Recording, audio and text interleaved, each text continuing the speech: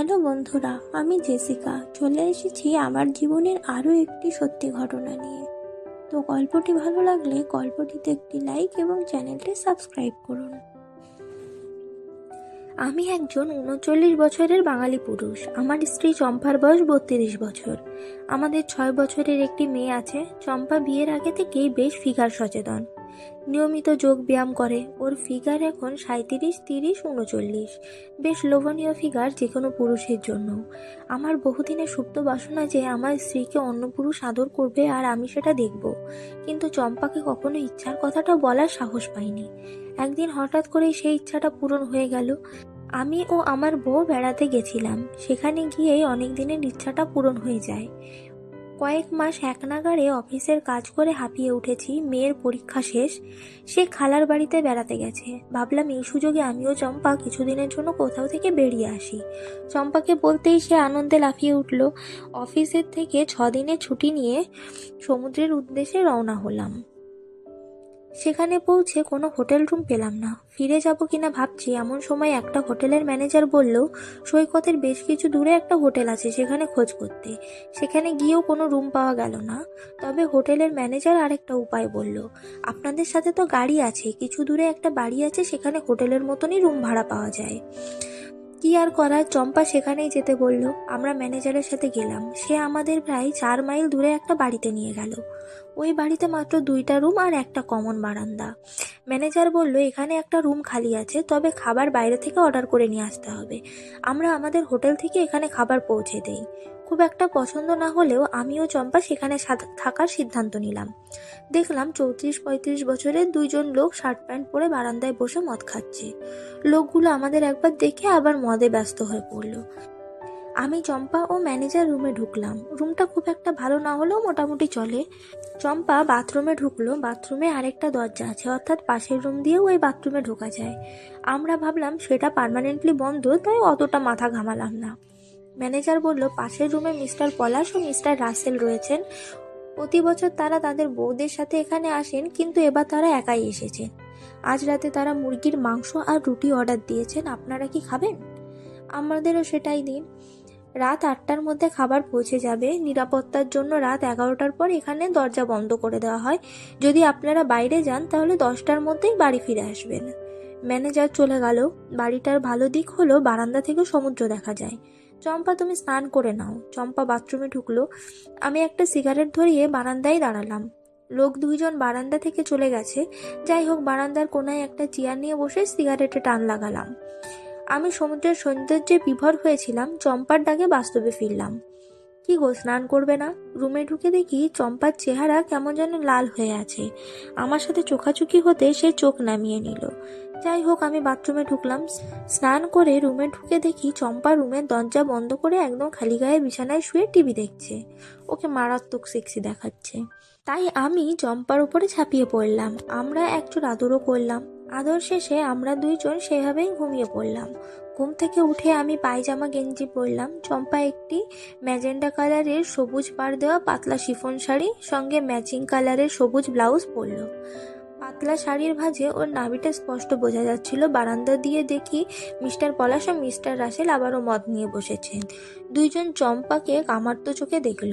ওদের দেখে চম্পার চেহারাও মনে হলো আরো লাল হয়ে উঠেছে। আসল কারণটা তখনও জানি না। লোক দুইজন আমাদের কাছে এগিয়ে এলো। হ্যালো ভাই, আমি পলাশ আর ও আমার বন্ধু রাসেল। আমরা রাজশাহী থেকে এসেছি। আপনারা কোথা থেকে এসেছেন? আমরা ঢাকা থেকে এসেছি। আমি দেখলাম ওদের দুজনেরই আমার বউয়ের দিকে অবাক হয়ে তাকিয়ে রয়েছেন। কারণ আমার বউ চম্পাকে এত সুন্দর আর সেক্সি দেখতে যে তাকে দেখলে অনেক পুরুষেরই এরকম হয়। চম্পা নিচের দিকে তাকিয়ে রয়েছে। চেহারা কেমন যেন লজ্জা লজ্জা ভাব, আর একটু বোধহয় ভয়ও পাচ্ছে। ভাইয়ারা, চলেন না আমাদের রুমে, একসাথে গল্প করা যাবে। ওরা দুজন আমাদের সাথে আমাদের রুমে ঢুকলো। জানতে পারলাম ওরা দুজনই খুব ভালো বন্ধু। গল্প করার ফাঁকে আমি চম্পাকেও লক্ষ্য করেছি, সে কখনোই ওদের দুজনের চোখের দিকে তাকাচ্ছে না। হঠাৎ পলাশ চম্পাকে বলল, ভাবি, দুপুরের ঘটনার জন্য দুঃখিত। আসলে আপনাকে ওই রূপে দেখে নিজেদের সামলাতে পারেনি। আমি অবাক হয়ে জিজ্ঞেস করলাম, কি ঘটনা, কি ব্যাপার? পলাশ চম্পাকে বলল, ভাবি, আজ দুপুরের ঘটনা ভাইয়াকে বলেননি? আমি জিজ্ঞেস করলাম, কই না তো, আমি তো কিছু জানি না। কেন, দুপুরে কি হয়েছে? আমার কথা শুনে চম্পা কাঁদতে শুরু করলো। আমি বুঝতে পারলাম কিছু একটা ব্যাপার আছে। কি ব্যাপার চম্পা, তুমি কাঁদছো কেন? চম্পা ফোপাতে ফোপাতে বলল, আমি যখন দুপুরে স্নান করছিলাম তখন একটা বিশ্রী ঘটনা ঘটেছে। কি ঘটেছে বলো? তুমি তো দেখেছো যে বাথরুমে আর একটা দরজা আছে। আমি তো ভেবেছি দরজাটা ওপাশ থেকে বন্ধ। স্নান করার সময় ওই দরজা ভেতর থেকে বন্ধ করতে ভুলে গেছিলাম। আমি চোখ বন্ধ করে শরীরে সাবান মাখছি, হঠাৎ খুলে দেখি ওই দরজা খোলা আর ওনারা দুইজন আমার সামনে দাঁড়িয়ে আছে। কেন ওইভাবে দাঁড়িয়ে থাকবে কেন? ও এবার পলাশ বলল, আমরা দুইজনে বাথরুমে ঢুকছিলাম, কিন্তু আমরা জানতাম না যে ভাবি বাথরুমে স্নান করছে। ভাবিকে সম্পূর্ণ ওইভাবে দাঁড়িয়ে থাকতে দেখে আমরা দুইজনে অবস্থায় খারাপ হয়ে গেছিল। আমি চম্পাকে বললাম, তুমি বাথরুমের বাইরে বের হয়ে এলে না কেন? চম্পা কাঁদতে কাঁদতে বলল, ঘটনাটি এত দ্রুত ঘটলো যে আমি কি করব বুঝতে পারছিলাম না। আর আমি শাওয়ারের মাঝে কি পরে বের হতাম? আমি উত্তেজিত হয়ে গেলাম এই ভেবে যে আমার বউ অচেনা দুজন পুরুষের সামনে দাঁড়িয়ে স্নান করছিল, আর ওই দুজন পুরুষও আমার বউয়ের সামনে দাঁড়িয়ে আমার বউকে দেখছিল। কি এত সাওয়ার নিচ্ছিলে যে তার মাঝে বের হওয়া যেত না? তারপর কি হলো চম্পা? এবার রাসেল বলল, আমরা দুইজন ভাবিকে ওইভাবে দেখে দারুণ উত্তেজিত হয়ে যায়। আমি চম্পাকে বললাম, আর তুমিও বেহায়ার মতন ওদের সামনে দাঁড়িয়েছিলে, তবুও বের হলে না? চম্পা চুপ করে মুখ নামিয়ে ফোপাতে থাকলো। আমি কিছুটা রেগে গেলাম। তখন তো খুব করে মজা নিয়েছো, এখন ন্যাকামি করে কাটছো কেন? তারপর কি হয়েছে? এই দুইজন তোমাকে কিছু করেছে নাকি? কি ভাই, আপনারা কি ওকে কিছু করেছেন? ছি, কি যে বলছো! নিজের বউকে এসব কথা বলতে তোমার লজ্জা করছে না? আবার লজ্জা? স্বামী থাকতে অন্য পুরুষের সামনে ওইভাবে দাঁড়িয়ে থাকতে তোমার লজ্জা করেনি? আমি কি ইচ্ছা করে করেছি নাকি? যা জিজ্ঞেস করেছি সেটার উত্তর দাও। ওরা আমাকে স্পর্শ করতে পারেনি। আমার আমার তো মনে হয় ওরা তোমার চেয়ে ভদ্র, অন্তত নিজের বউয়ের সাথে এভাবে কথা বলবে না। থাক, তুমি আর ভদ্রতার কথা বলো না। যে বিবাহিত মহিলা দাঁড়িয়ে দাঁড়িয়ে পরপুরুষের সামনে ওইভাবে থাকে তার মুখে ভদ্রতার কথা মানায় না। চম্পা নিচের দিকে মুখ করে ফুফিয়ে কাঁদতে থাকলো। তখন রাসেল পরিবেশটা হালকা করার চেষ্টা করলো। ভাই, আপনি অযথা ভাবিকে বকাবকি করছেন। উনি আসলে চোখ বন্ধ করে শেভ করছিলেন। ওই অবস্থায় আমাদের দেখে পুরোপুরি ঘাবড়ে গেছিল। আর আমরা দুইজন ভাবিকে শেভ করার দৃশ্য দেখে উত্তেজিত হয়ে পড়েছিলাম, তাই ঠিক থাকতে পারিনি। এবার সত্যি আমি উত্তেজিত হয়ে পড়লাম। আমার বউ শেভ করছে দুজন পরপুরুষের সামনে, এটা ভেবে। আমি শান্ত হয়ে জিজ্ঞেস করলাম, ঠিক আছে, তাহলে আপনি বলেন তারপর কি ঘটেছে? তেমন কিছু ঘটেনি। খুব বেশি উত্তেজিত হওয়ার কারণে তাড়াতাড়ি আমরা চলে আসি ওখান থেকে। হায় ঈশ্বর, আমার বউ শুধু আপনাদের দেখেনি, আপনাদের স্পর্শ পেয়েছে। আমি তো ভাবতেও পারিনি। আমার বউ সে সময় কি করছিল? না ভাই, ভাবি সে সময় কিছুই করেনি, তবে ভাবির চোখ দেখে বুঝতে পেরেছিলাম উনিও বেশ উত্তেজিত হয়ে পড়েছেন। চম্পা অবাক চোখে রাসেলের দিকে তাকিয়ে থাকলো। সেই দৃষ্টিতে অবিশ্বাস, হতাশা, রাগ এবং ধরা পড়ে যাওয়ার লজ্জা মেশানো। আমি তখন বুঝতে পারলাম দুপুরে চম্পা কেন এত উত্তেজিত ছিল। ওই অবস্থায় আমি বেশ মজা পাচ্ছি, সেই থেকে উত্তেজিত হয়ে উঠেছি।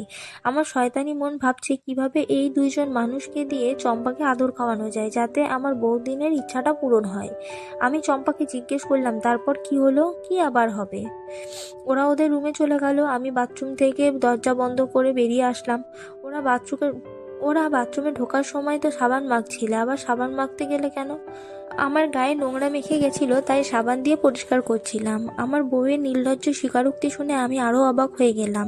এবার মিস্টার পলাশ মুখ খুলল, ভাই, আমাদের দুইজনের খুব বড় একটা সমস্যা হয়েছে। আপনাদের আবার কি সমস্যা? আমরা যখন থেকে ভাবিকে ওইভাবে দেখেছি তখন থেকে আমরা শান্ত থাকতে পারছি না। এখন আবার ভাবিকে দেখে মনে হচ্ছে আমরা খুব উত্তেজিত হয়ে পড়েছি। আমি দেখলাম এই কথা শুনে চম্পা লজ্জায় একেবারে লাল হয়ে গেছে। কোনোভাবে মুখ তুলে তাকাচ্ছে না। আমি ভাবলাম, তাই নাকি? দেখান তো কেমন আপনারা উত্তেজিত হয়েছেন। আমার কথা শেষ না হতে হতেই দুইজনে শার্ট প্যান্ট টেনে হাঁটু পর্যন্ত নামিয়ে দিল। আমি তো দেখে অবাক হয়ে পড়লাম। চম্পা লজ্জায় অন্যদিকে মুখ ঘুরিয়ে বলল, ছি, কি অসভ্য! ভাই, আমি খুবই দুঃখিত যে আমার বউয়ের ন্যাকামির জন্য আপনাদের অনেক কষ্ট সহ্য করতে হচ্ছে। এখন আপনারাই বলেন কি করলে আপনাদের এই কষ্ট লাঘব হবে? আমার কথা শুনে রাসেল হেসে বলল, শুধুমাত্র একটা উপায় আমাদের কষ্ট দূর হতে পারে। সেটা বলেন, সেটা কিভাবে? ভাই বললেন তো আপনি ভাই বললে তো আপনি মাইন্ড করবেন। না না, মাইন্ড করবো না, আপনারা বলেন। আপনার বউ মানে চম্পা ভাবিকে যদি একটু আদর করতে পারি তাহলে আমরা একটু শান্ত হই। চম্পা ভয়ানক রাগী চেহারা নিয়ে ওদের দিকে তাকালো। ওরা দুইজন মিটিমিটি হাসতে লাগলো। আমি চুপচাপ চিন্তা করছি এই সুযোগ কিছুতে হাতছাড়া করা যাবে না। কিন্তু আমার ভয় করছে চম্পা যদি রাজি না হয়। কিন্তু আমি আমার এতদিনে অপূর্ণ ইচ্ছা পূরণ করার সুযোগ হাতছাড়া হওয়ার ভয়ে পাগল হয়ে গেলাম। ঠিক করলাম চম্পাকে ওদের হাতে তুলে দিব। চম্পা যদি রাজি না হয় তাহলে ওরা নিশ্চয়ই ওকে জোর করে ধর্ষণ করবে। এই বন্ধ রুমে চম্পা ওদের আদর না খেয়ে পালাতে পারবে না। ভাইয়ারা, আমারও সেটাই মনের ইচ্ছা। আমার কথা শুনে চম্পা আমার দিকে চোখ বড় বড় করে তাকালো। মানে আমি তোমার বউ, তুমি দুইজন অচেনা অজানা পুরুষের সাথে আমাকে আদর করতে বলছো? তুমি কি পাগল হয়ে গেলে? দেখো চম্পা, তোমার জন্য দুইজন ভদ্রলোকের মানসিক ও শারীরিক শান্তি বিঘ্নিত হয়েছে। কাজেই তোমাকে সেই শান্তি ফিরিয়ে আনতে হবে। আমি দুইজনের দিকে ঘুরে বললাম, নিন ভাইয়ারা, শুরু করেন। আমার বউকে আপনারা আদর করেন। আমার কথা শুনে চম্পা হা করে আমার দিকে তাকিয়ে রইল। এসব তুমি কি বলছো? তুমি আমার বিয়ে করা বউ এবং আমার মেয়ের মা। তুমি কিভাবে অন্য পুরুষের সাথে আমাকে আদর করতে বলছো? তোমার লজ্জা করছে না? আমার বিয়ে করা বউ এবং আমার মেয়ের মা তোমার হয়ে যদি অন্য পুরুষকে দেখতে এবং তাদের সাথে করতে লজ্জা না করে তাহলে আমার কেন করবে? চম্পা আবার মাথা নিচু করে থাকলো। পলাশ আমাকে বলল, অনেক ধন্যবাদ ভাই, তাহলে আমরা এখন আরম্ভ করি। চম্পা হা করে তাকিয়ে আছে আমার দিকে। ওরা দুইজন চম্পার দুই পাশে দাঁড়িয়ে আমার দিকে তাকালো। আমি মাথা ঝাঁকিয়ে সম্মতি দিলেই পলাশ একটানে চম্পার শাড়ির আঁচল খুলে দিল। তখন চম্পা বলতে থাকলো, প্লিজ ভাই, আপনাদের পায়ে পড়ি, দয়া করে আমাকে ছেড়ে দিন, প্লিজ এমনটি করবেন না, আমি এক মেয়ের মা। কিন্তু পলাশ ও রাসেল ওর কথায় কান দিল না। তখন করুণ দৃষ্টিতে আমার দিকে তাকালো। ওগো, তুমি কি পাগল হলে ওদের নিষেধ করো, আমি এই পাপ করতে পারবো না। চম্পার কথা শুনে আমি হেসে বললাম, আরে তোমার পাপ হবে না, তুমি তো আমাকে লুকিয়ে পরপুরুষের কাছে যাচ্ছ না। একজন আদর্শ বউ হিসাবে তার স্বামীর কথা মেনে চলা।